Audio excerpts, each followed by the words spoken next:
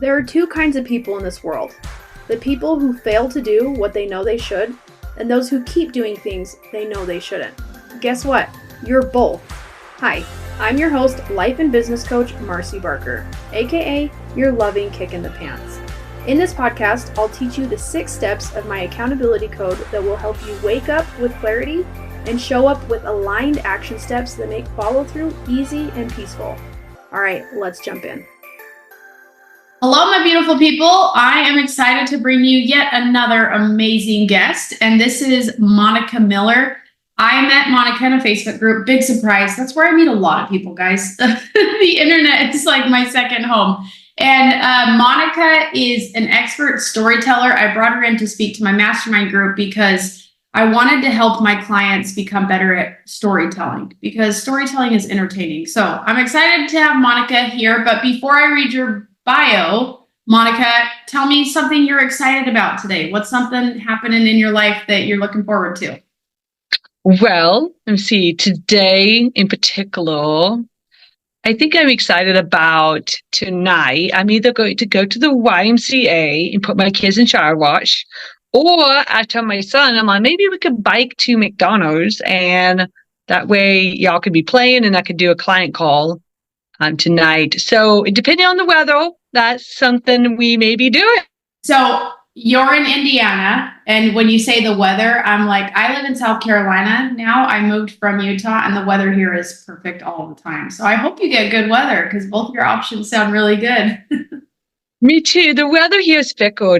Like the other day, I had it on heat, and then by that night, I had it on AC. So we're at that really strange point in the year. Yeah. Well, I'm excited to have a really good podcast episode, and then we both get to enjoy. We're recording this on a Friday, so it's the weekend. All right. Monica Miller is your content guide, author, writer, and international speaker who takes the stories from your heart and the expertise from your head to create a meaningful marketing message so that your audience is captivated and converted into raving clients. Monica helps you be seen, heard, and felt with every word you write to build an audience ready to learn and buy from you. She owns her own business, Monica Writes, while raising her 2 little boys, homeschools in northern Indiana, and adventures with her husband. Love this, love this. One reason that I really gravitate towards storytelling is because I feel like that really gets me a lot of engagement. Like, it just kind of makes sense. People want to be social on social media, so I love to tell stories. Tell me how you got into storytelling and what prompted your start there. Yeah, so I always have been a natural storyteller. Whenever I was young, I used to tell stories, and then I began writing my own stories. I wrote a whole series of books. They never got published, but I did publish my first book when I was like 18 or 19. And then another thing that I started to do is I started to interview people in college because I was writing articles, and I love that process of hearing people's stories and then weaving them into an article to publish in like a newspaper, whether that was for college or that was for the base that I was at one point. And I just love storytelling. I love taking, like I said, the ideas, the stories, and weaving it. And as I began to market more and started to storytell more, I knew I was really good at it. And I really wasn't, the content wasn't landing the way I wanted it to. So I actually took a story selling course with someone, and because I'm like, I just need a little tweak, and inside that course it helped me understand how to adjust the tweak so that I started getting more clients and getting not only engagement but also new opportunities and clients and leads through my pipeline. So that is how I, sometimes I use storytelling to gain more clients. Sometimes I just share storytelling because someone needs to hear it. Someone needs to hear that they're not alone in this, while they're trying to build their business and they're homeschooling or they have kids or, even husbands. Right now, currently speaking, mine's deployed. My husband's deployed. So I'm on the single motherhood train for 6 months. So it's just, I want people to know like they're not alone and that they're seen and heard, even if they haven't voiced it. Yes, I love that. Being seen and heard is actually something that I talked about on my podcast last week with my last guest. And being seen and heard is not just beneficial for the consumer, but for the creator as well. And Monica, I don't know if I ever shared this with you, but one of my clients used your framework right after you trained it, and the leads poured in for her. And I was like, magic, this is really good.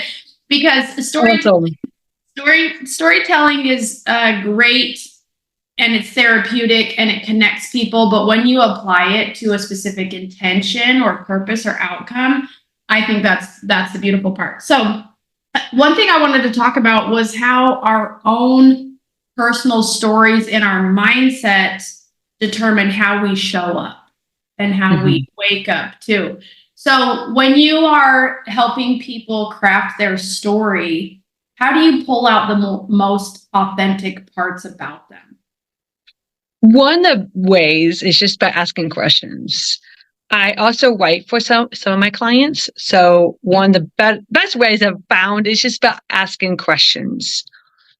So once they tell me their offer, who their offer is for, what results their offer gives their clients, I then just start asking questions about, well, how did you get these results for yourself? Where did you start? And depending on how they answer, we start diving deep into some of their answers. So they say, well, I started doing this business, and then I may ask another deeper question. It's like, well, tell me more about the ins and outs of that business, or how did you get, your first client? What was that like? And that is how I get into that more authentic feel for my clients. And that's also how I'm able to pull out the content that their audience can really connect with, because I start to heal. I just tend to listen out for the moments that their audience needs to heal. It's a trained ear for me, but I also start to point that out to them. Like, hey, did you notice that when you do this, or this helped you land this gig, or this line helped you get this client? So I'm able to see that for them and then help them see it themselves so they can actually start looking for more of that in their own story. Yeah, I love that. You are definitely an expert at making other people look good, which I appreciate, because I've had a lot of people in my life and my business help me craft those stories so that it makes a lot of sense for what I'm doing. So I really love that. And one thing that you said was really powerful was helping people find those things about them that other people are noticing. Because when it comes to building an audience or even having people you want to pay attention to you, if you know exactly what those pinpoints are, it's very easy to find the right clients. So I really like that. Hey listeners, the message of waking up and showing up is yours for the taking. In fact, it's free. I've recorded my entire audiobook and I'd love for you to consume it between episodes. Head to marcybarker.com to get instant access to the accountability code Wake Up and Show Up. All right, let's jump back in. How would you say that your own personal story has impacted your business growth? One of the things that a lot of people, some people know, some people don't, is that I had a speech impediment when I was a little girl. And I really feel like that experience of not being able to fully communicate what I wanted to say or enunciate the words, that helped me begin to craft content, because once I learned how to write, there was nothing stopping me at that point. So I became a really good writer so that I could communicate. And of course, that never stopped me from talking. I'm still a talker. I'm an international speaker and I love to speak and talk and all that jazz. And one of the things that I feel like it also helped me do was to help those who have a story, but they themselves felt like it couldn't get out. So I feel like that experience being a young child who couldn't have really shared much of her story at one point is now helping others who could talk quote unquote normally, and I helped them craft their story. So that's one part of how my story has helped me grow. But also one other things that I've been sharing more about lately is my own growth. Some of the metamorphoses I'm moving through. I'm calling it my new era. New era of Monica Wright. So my new era of Monica Miller, right? And as I step more into that, I'm beginning to speak more about the things that really matter to me because it's part of my growth. And it goes back to someone needs to start talking about this. Like 3 years ago, when I was going through whatever, nobody was speaking about it. Or I could look at it from the other perspective of because someone did speak about it, it changed my trajectory. I had one lady, I was reading her content, and it was in her content that made me realize my nervous system was shot. And I needed to, one of the things that I learned just through consuming her content was like, I need to feel safe, financially right now so I can get back on track. And within deciding that, within probably a month and a half or less, a contractor position opened up. And it was like the best thing I needed at that time. And so I was able to regain control of my own nervous system. And I speak from that because I'm like, I don't want people to work with me and they can't afford me. I want them, to be in a place where they can feel empowered, because I would rather have them be empowered to work with me rather than out of maybe desperation or out of, oh, I need this, but then I can't afford it. And I speak to that because I don't know if a lot of people talk about that. So it's just like my own story shapes my growth and shapes even who I draw in now, which is really interesting.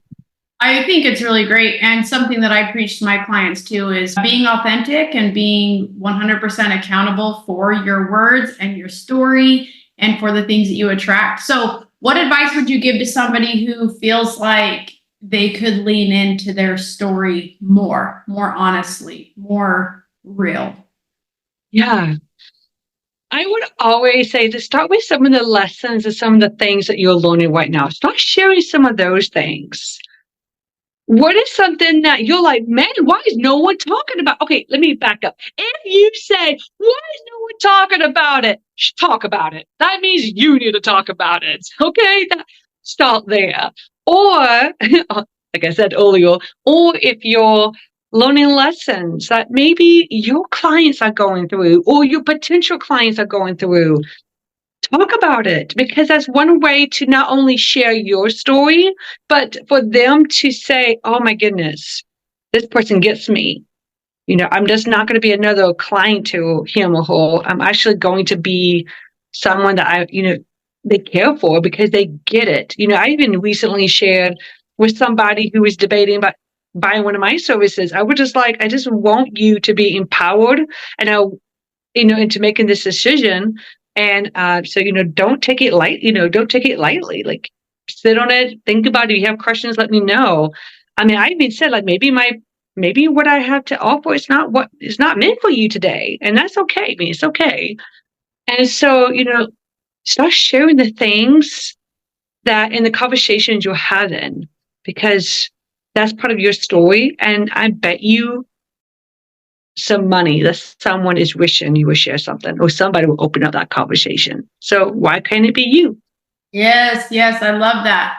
As I was writing my book, I was doing exactly what you're saying, sharing things like, oh, I'm writing a book. I'm going to Guatemala for 5 weeks to write this book. It was really interesting too, because when I was in Guatemala, I was away from my family for 5 weeks.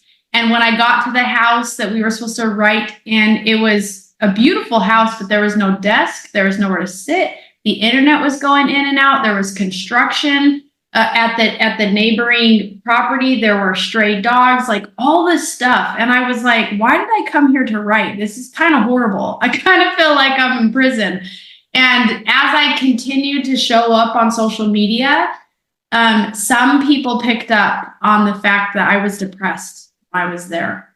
And other people were like, oh, this is the greatest thing. Like, how cool. She's in Guatemala writing this book and all of that. And it wasn't until after that I was like, wow, it was hard. It was really hard for me to go through that. And so I really like that you talk about talking about what you're going through, because I think that a lot of times people have this pressure to make it look like everything's fine, or make it look like, hey, I am so successful, so I need to prove to you that I am so that you'll work with me. But I find a lot of value in doing what you're saying, even too, of like, hey, what I have for you might not be right now. And that's totally fine. I think that's a really great way to be authentic. So in your storytelling, have you ever come across people who are like not willing to tell their story, not be vulnerable, not be open?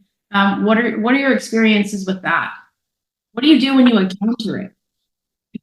I had one client who said, oh, that's not important. Nobody wants to know about that.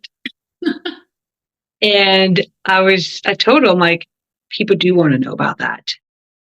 And it's up to you whether or not you want to share it. Because we don't know what parts of our story is going to change someone's life. We may think, oh, it's just a little minor detail, but it's not. And we have to start thinking every part of our lives, or just, every part of our lives is important. There's details in it that people are not talking about, and why can't we share? She never moved past that, unfortunately. And what I would say to those who are thinking, well, that's, my story isn't important, I would encourage you to look at begin to see how important it is. If you have children, would you say to your child, well, I'm not important to you? Like, no, if you're the mother, you're quite important. You have to, feed them, get them up, drive them to places, do all the things with them, make sure they stay on a schedule. I mean, you are so important to them, and you will never tell your child you're not important to me. So why would you say that about your own story? There's so much richness and gold in it. And, one way you can always begin to put a baby step is, what if you started to share something? Maybe, you did something with your kid and that you're like, oh, that's not important. Share that. Even if it's just like one sentence little thing. Hey, I, did some painting with my kid. Here's a painting, take a picture of it. Start that way. Start exercising that muscle. And I think you're going to begin to see how every moment can be a golden moment if you decide for it to be a golden moment. I like that a lot. And somebody like me I like attention, that's easy for me to adopt. I'm like, every moment is a golden moment. Let me tell you about it. But it is cool though too, because as we talked about in the beginning of the podcast, I really like telling stories because it gets people engaged and connected. And I think one of my favorite parts about that is when somebody comes back to you and says, thanks for saying this, or thank you for acknowledging it, or thank you for having the bravery to say it. And listeners, if you have not downloaded my free audiobook yet, you should. And I can't tell you, page 59 will shock you because you don't know what page you're on, but there is a few different times in my book that people have come back to me and said, holy moly, I was dealing with this exact same thing. And because I know you did and you handled it, I'm going to decide to do that now. I'm going to decide to also lean into that. So I think that storytelling is such a beautiful tool, but I love how you teach it. I love how you definitely help people feel empowered to share their story. So thank you for doing that. You're welcome. As we end out the podcast, what is something that maybe a little tip for the people who do want the baby step, who are like, hey, I think I'm ready to get started? Because this podcast called Your Loving Kick in the Pants, I want everybody to listen to it and feel empowered and motivated to get off their couch and do something. So what's a tip that you would have for people who are ready to tell their story in a more bold or authentic way? Look at what you did today. Pick out a moment, share it. That's one baby step to start sharing you. Now, if you're more advanced, this is for those who are already sharing maybe a little bit more, but they want to lean more into that authenticness, then think about maybe your last client call, maybe your last sales call, maybe you're talking to your bestie. Think of okay, what were we talking about? What was something that needs to be said? Maybe that's maybe a complaint that keeps coming up, or a client keeps asking you the same question. What if you just answer that and tie it back into your story? Was there a time that you felt like that? Was there a time that you experienced the same thing that your audience is experiencing right now? And how did you step into faith? Or how did you resolve it? How did you handle it? Share that. And if you won't, I'm a feeler, so it depends on how you feel. If you feel that having a call to action to work with you is appropriate, go for it. If you feel like, nope, it's just for me to share and leave it and let the story shine its own light.